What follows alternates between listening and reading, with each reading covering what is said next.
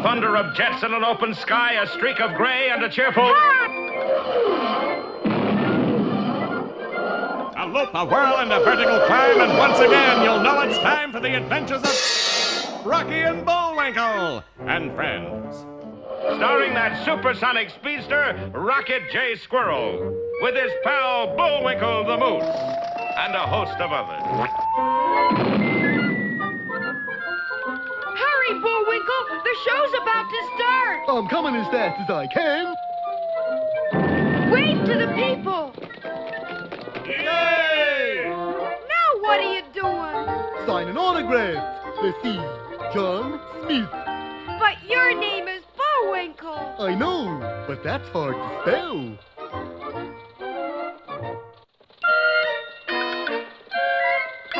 We're gonna have a lot of fun. Come on and join us. Sure, there's always room for one more.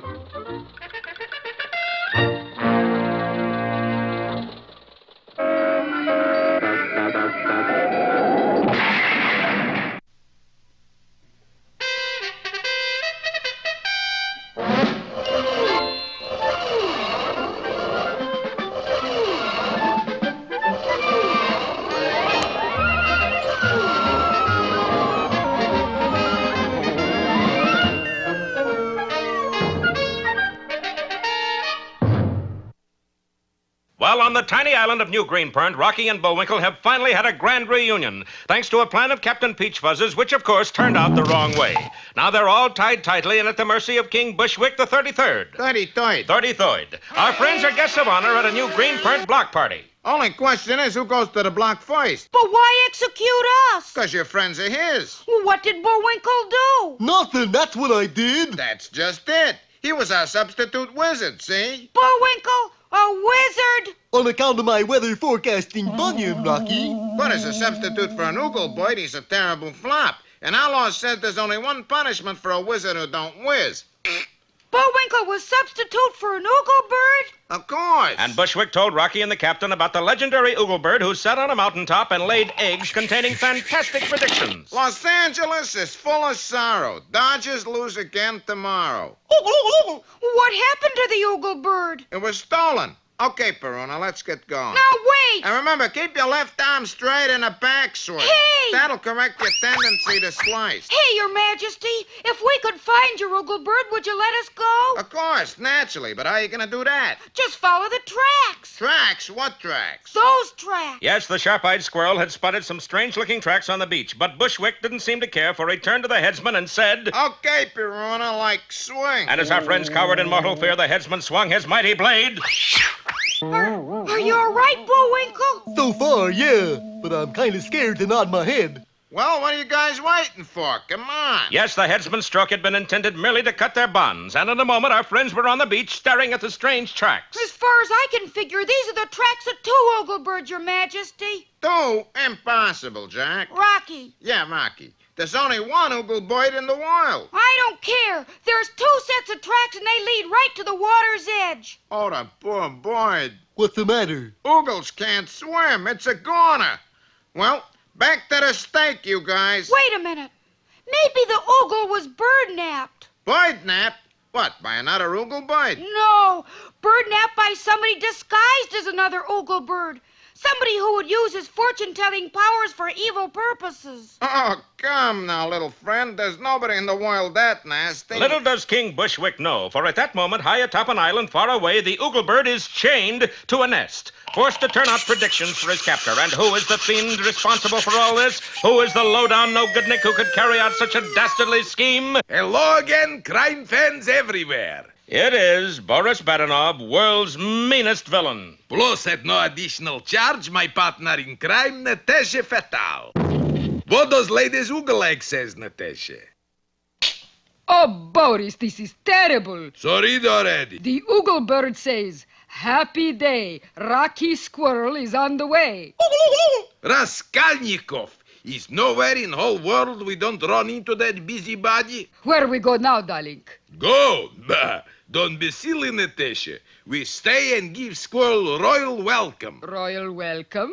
21 guns. And pressing a button, Boris unmasked a battery of cannons, all pointing out to sea and right at our approaching heroes. Don't miss our next exciting episode, Bullwinkle's Landing or Mussel Beach.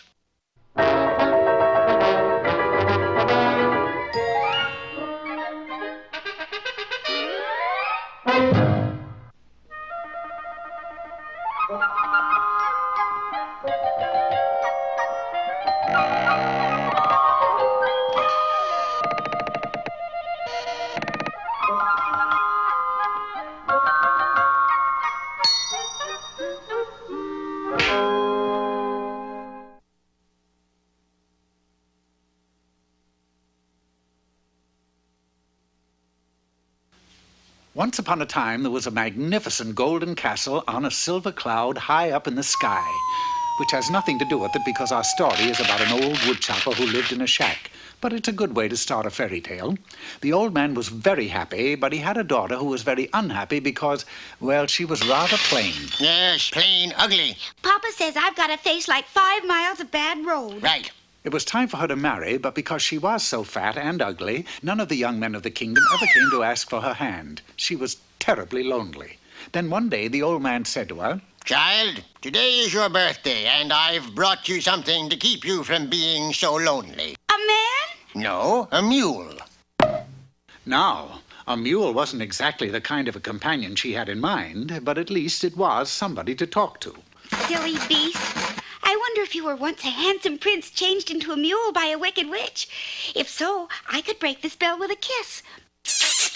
But it was no use. The mule was a mule and always had been a mule.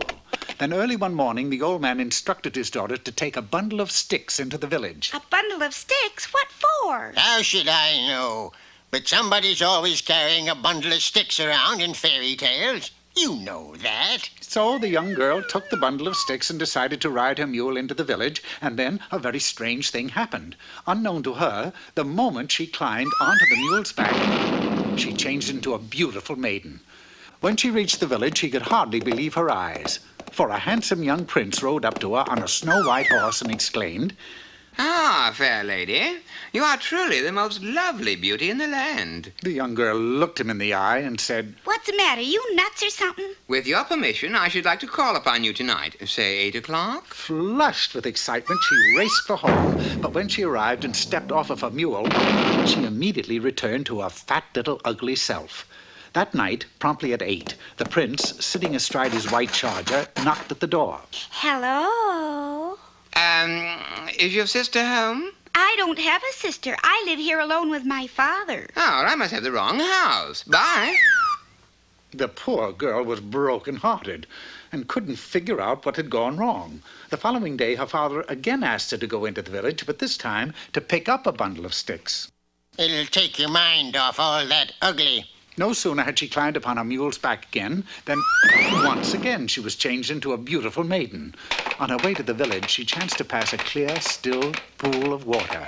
Looking into which, she saw her reflection and was shocked to see that she was now so very beautiful. She hopped off her mule for a closer look, and instantly she changed back into her former ugly self, and then she suddenly realized what had happened. I get it now. This is a magic mule. As long as I sit on this beast, I'm a beauty. She jumped back onto the mule, and the beauty and the beast dashed off to find the prince. When the prince saw her coming, he rode up to her on his gallant steed and said, Ah, lovely beauty, I found you again. Please say that you'll be mine so that we may be married. Yes, but on one condition, that I remain on my mule at all times. So be it, my love. And so that we start off on the right foot, I shall stay on my horse as long as you stay on your mule. And thus they were married.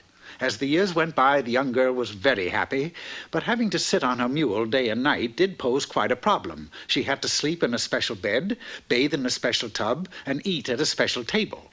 True to his word, the prince also stayed on his horse, and he was a good husband. Every Saturday night he took her dancing at the palace, where they were the most striking couple on the floor. Then one day, as she rode in the garden... Oops!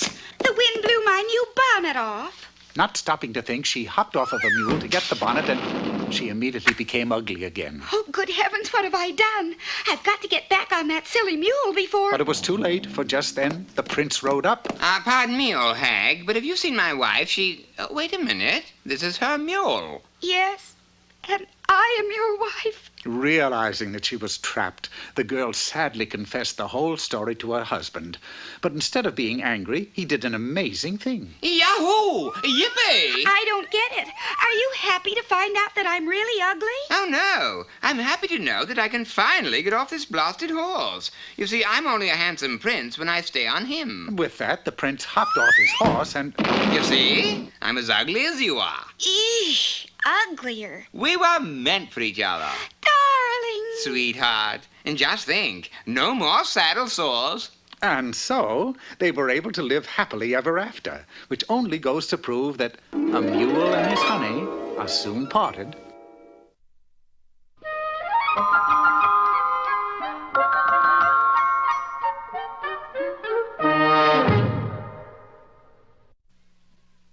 And now, here to tell us how to better live our lives is Mr. Know-It-All. Hello, lovers of the good life. Today we are going to learn how to avoid tipping the waiter. Check is $3.29. 15% tip is customary. Keep a sharp eye now and you will learn to save a fortune. Waiter, heavens to Betsy Ross. There's a live fly in my dessert. I refuse to tip. Fly is no longer alive. $3.29. Please expect larger tip additional effort. Which brings us to the fainting method, operating on the simple premise that when you faint, someone will carry you outside for fresh air. Once outside, you're safe. You just leave the money for the check. Oh, waiter. Oh, I'm feeling lightheaded. Oh! This stuff's too good for a show like this. I'm faint. Something must have gone wrong. $3.29 plus flowers comes now to $4.74, expecting much bigger tip. Then there's the disguise method. Hey, you moose. There must be some mistake, waiter. I'm the lady that was sitting by the window. The moose left. Fine. Lady, your check was $23.68. Tip naturally runs around $5 for even cheapskate. But I haven't got more than $5 altogether. Gee, Mr. Know-It-All, you did it. You succeeded in not tipping the waiter. Yeah, and at $2 a day, I'll have the bill and the tip paid in just a little more than 3 weeks. A month? 6 months? Oh, well, they're closed on Christmas. And now... Hey, Rocky, watch me pull a rabbit out of my hat. Again? Nothing up my sleeve. Presto! Wrong hat. I take a 7.5. Now here's something we hope you'll really like.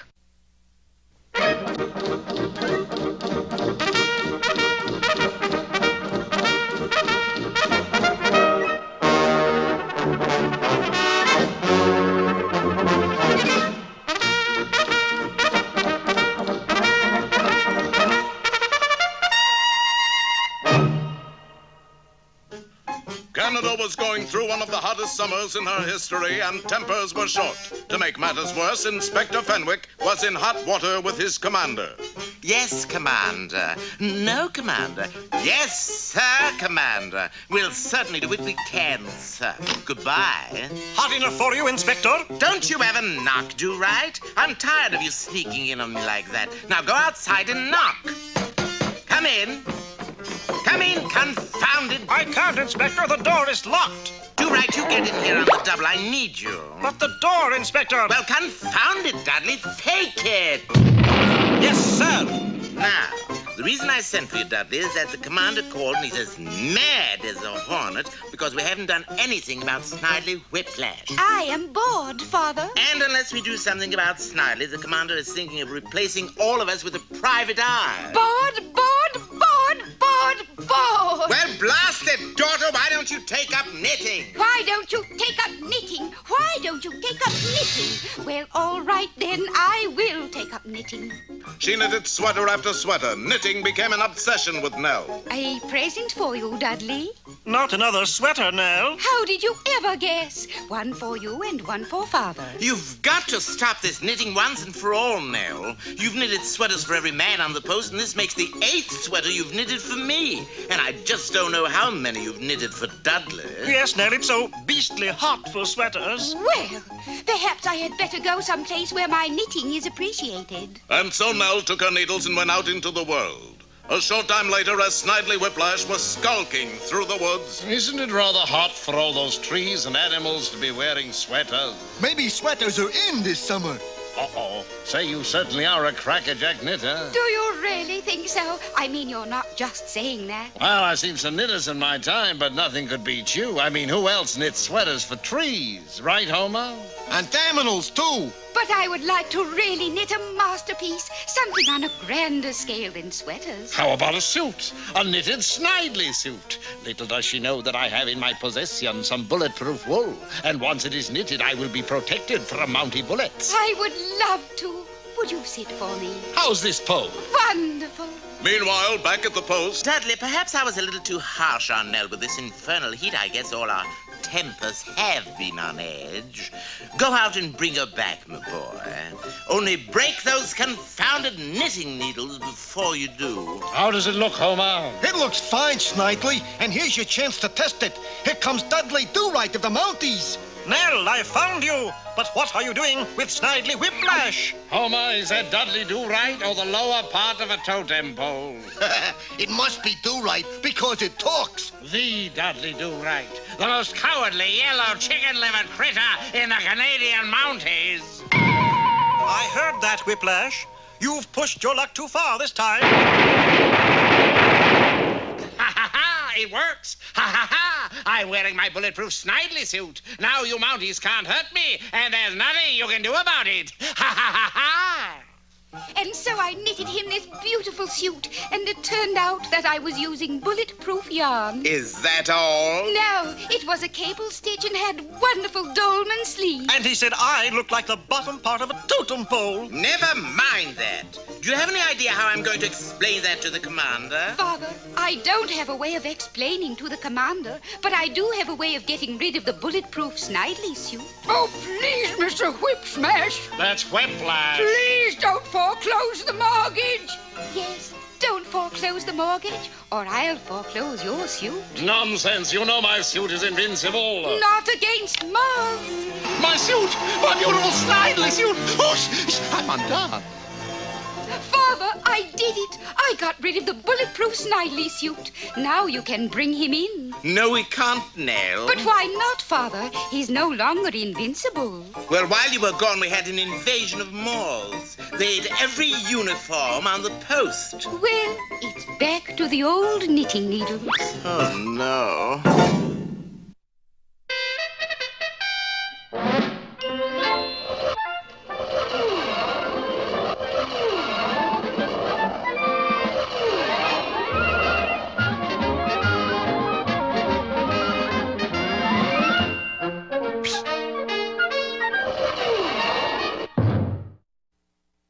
Last time, you remember, Rocky deduced from certain tracks on the beach of New Greenpernt that the fortune-telling Oogle had been birdnapped. And it looks like 2 sets of Oogle tracks. Out of the question, kid. There's only one Oogle bird in the whole world. Then how come this other set of tracks? Beats me. Yo, it's a real enigma. A what, Bullwinkle? An enigma. What's that mean? I don't know. I just made it up.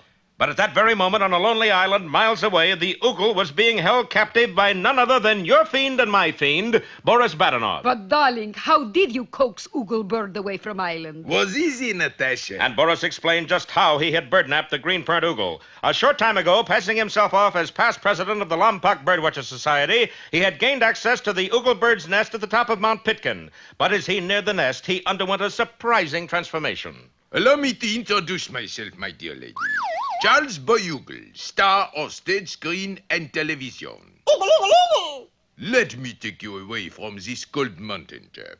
Come with me to my nest in the Casbah.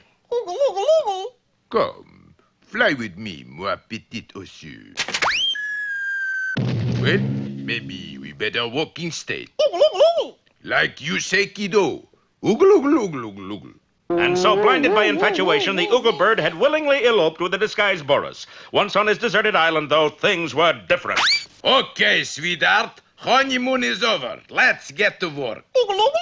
Never mind the baby talk. Lay an egg. And Boris began to use the poor Oogle Bird for his own nefarious purposes. And now for 64 grains of corn. What rich man will be away from his house at midnight tonight? Get message, Natasha. Here it is, darling. Although against my will I picked him, Claude the Peister is your victim. So that night, many miles away, Boris paid a secret call on a large mansion. Next day, the headlines blared the shocking news of an enormous jewel robbery at the De Peister residence. 100,000. Natasha, at last we really got it made. And Boris's next question to the Oogle Bird was even more sinister. Hey, short and ugly, what will be easiest bank to break into tonight? And of course, the Oogle Bird had to answer. The bank's address, you dirty cheat, is 1820 Flugel Street. Sure enough, that night, Boris did break into a small bank at 1820 Flugel Street. 16 pennies and 2 buttons, darling. Not so good. Natasha, it's not the amount. It's just being able to do a little something bad each day. But Boris received a severe jolt when the bird's next prediction read... The Oogle Bird says happy day. Rocky Squirrel is on the way. Oh, shut up, you beak.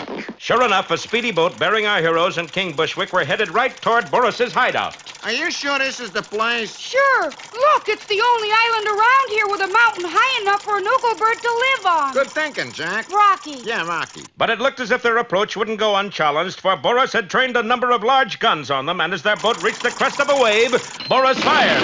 Fortunately, as the shells sped on their way, our heroes slid into the trough of the wave, and the shells passed overhead harmlessly. Boy, look at that, Rock. You know, I don't think we're exactly welcome on this island. Well, that is the understatement of the year. Oh, what crooked thing does Boris have up his sleeve now? My elbow, what else? Be with us next time for the Sandblasters or Big Bang on the Beach. Well,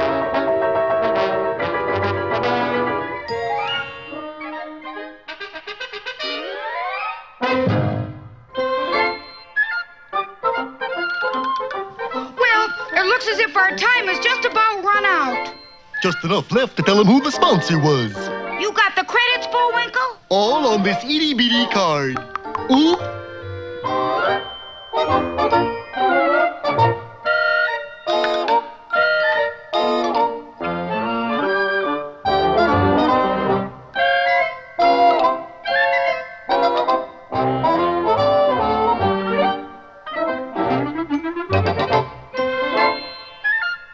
We're late again, Bullwinkle. Right. Bye now. See you next time.